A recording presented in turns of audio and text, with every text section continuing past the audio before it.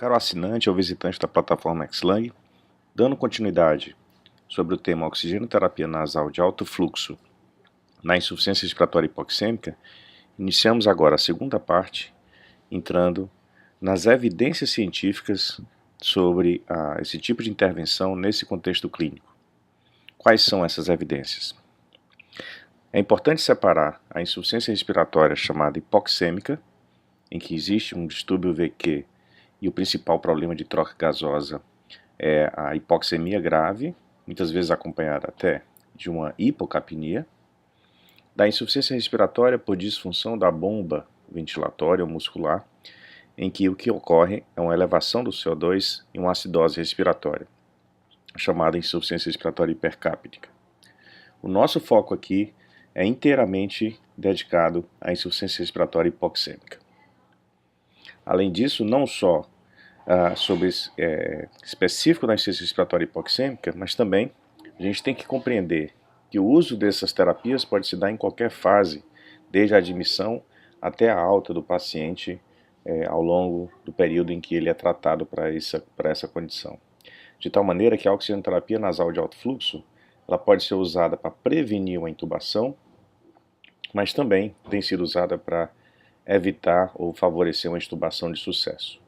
O nosso foco aqui é o uso da oxigenoterapia nasal de alto fluxo na prevenção da intubação. Então é importante contextualizar isso, porque há uma certa confusão na literatura e há controvérsia sobre se os efeitos são diferentes nessas duas condições. Então vamos focar na prevenção.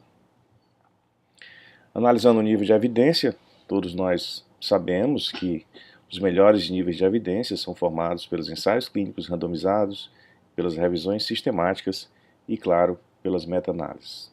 Então, começando por aí, pelo nível mais alto de evidência, temos publicado um artigo em 2016 no Critical Care Medicine, uma revisão sistemática e uma meta-análise sobre o efeito da terapia nasal de alto fluxo, tanto na mortalidade quanto na taxa de intubação.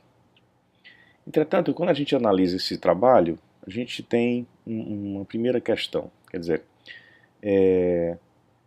eles avaliaram ensaios clínicos randomizados em adultos, mas pacientes com insuficiência respiratória aguda de qualquer etiologia, de qualquer causa. Então, tanto faz se é um paciente oncológico com doença avançada, quanto um paciente com pneumonia da comunidade. Além disso, foi comparado a oxigenoterapia de alto fluxo com qualquer modalidade de oferta de oxigênio, e aí se incluiu nessa modalidade de oferta de oxigênio ventilação não invasiva, ou a oxigenoterapia convencional. E também qualquer desfecho foi levado em consideração. Então realmente tem um problema aí. Quer dizer, quando você faz uma abordagem tão aberta como essa, numa meta-análise, corre-se o risco de você comparar, digamos, laranja com maçã. Quer dizer, quando nós vemos as meta-análises, por exemplo, da eficácia da VNI, elas são feitas em focos específicos, DPOC, edema agudo de pulmão cardiogênico, pós-extubação, etc. Aqui não, a gente está misturando todas as indicações possíveis em que essa ferramenta foi avaliada. Portanto, há um viés aí em relação ao tipo de abordagem que foi feita pelos autores.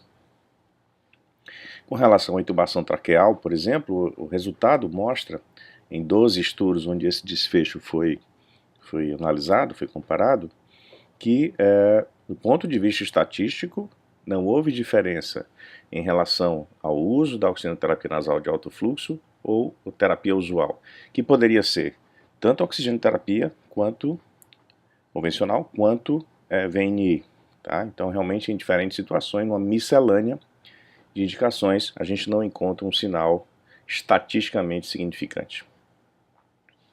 Contudo, quando, mesmo nessa condição de análise, foi feita a comparação com a oxigenoterapia convencional, os autores encontraram uma casuística de 1.500, pouco mais de 1.500 pacientes, e foi sim significativo do ponto de vista estatístico, com um odds ratio de 0,52, quer dizer, um efeito protetor da oxigenoterapia de alto fluxo em prevenir a intubação, mesmo em diferentes situações clínicas. Com relação à VNI, um número menor de pacientes, realmente esse odds ratio não atingiu o nível de significância estatística. Quando a gente analisa mais detalhadamente os artigos, a gente se surpreende com algumas coisas interessantes. Por exemplo, os autores classificam o tipo de população conforme a situação, pós-extubação, insuficiência respiratória aguda, etc. Vejam só, a gente quer aqui saber os estudos na insuficiência respiratória hipoxêmica. Então, esse segundo estudo do Hitayami, por exemplo, ele não avaliou o paciente só com insuficiência respiratória hipoxêmica, mas numa população em que essa terapia foi aplicada pós-extubação. Portanto, uma situação diferente. Os estudos que avaliaram insuficiência respiratória aguda hipoxêmica são em número de 6. E desses 6 estudos, apenas 3 compararam a oxigenoterapia nasal de alto fluxo versus outra forma de oxigenoterapia e VNI. Né? Então, realmente, há uma limitação, na minha visão, de se comparar a terapia de alto fluxo com VNI com esse tipo de meta-análise.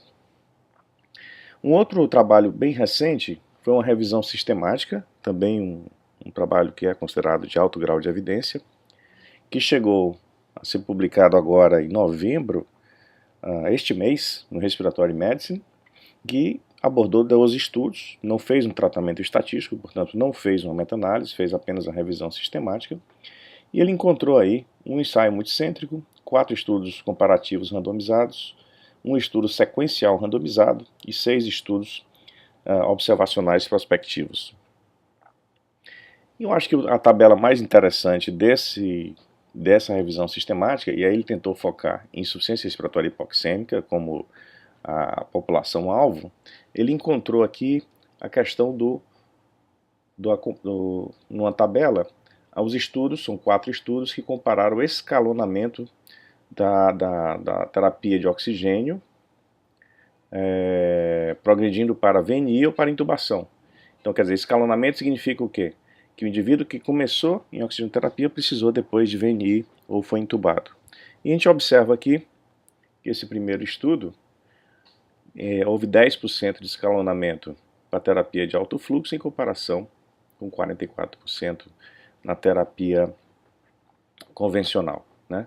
Então isso foi bastante significativo, assim como um outro subgrupo do estudo do FRA mostrou um escalonamento de 53% no grupo convencional versus 35% no alto fluxo. E numa subpopulação comparada aqui só com VNI, a gente vê também o escalonamento para intubação traqueal de modo significativo. A gente vê aqui o odds ratio de 2,57. E assim por diante, até um estudo de Bell, em que há também um aumento da necessidade de uma terapia mais de suporte mais intensa, ou VNI ou intubação.